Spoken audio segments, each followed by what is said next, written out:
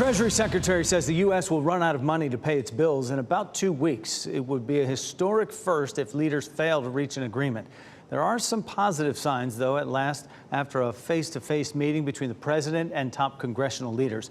Mark Meredith reports President Biden is now canceling part of his planned trip to Asia to deal with the talks here at home. We're going to solve all the world's problems. The White House and congressional Republicans remain in a fierce debate over how and when to raise the nation's debt limit, even as experts warn the longer Washington waits, the bigger risk of an economic crisis. On Tuesday, following a meeting with congressional leaders, President Biden suggested a compromise could come within days. There was an overwhelming consensus, I think, in today's meeting, the congressional leaders, that defaulting on the debt is simply not an option. It is possible to get a deal by the end of the week. It's not that difficult to get to an agreement. Republicans are demanding cuts to future spending in exchange for raising the debt ceiling. The White House says it's now ready to negotiate, but it remains unclear what it'll ultimately support.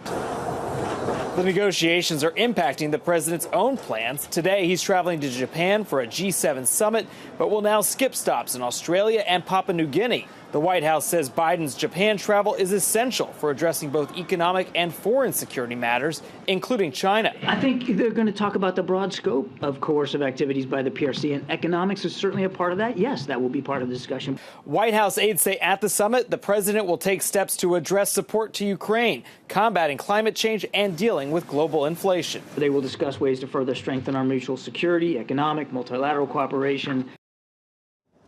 That was Mark Meredith reporting, and police patrols and checkpoints were in place ahead of the G7 summit in Japan this week. This year's summit is likely to focus heavily on the war in Ukraine and concerns about China's threats to Taiwan. Japan's prime minister hopes to use the host city of Hiroshima to remind the world of the risks of nuclear proliferation. Some college students in California are taking big steps to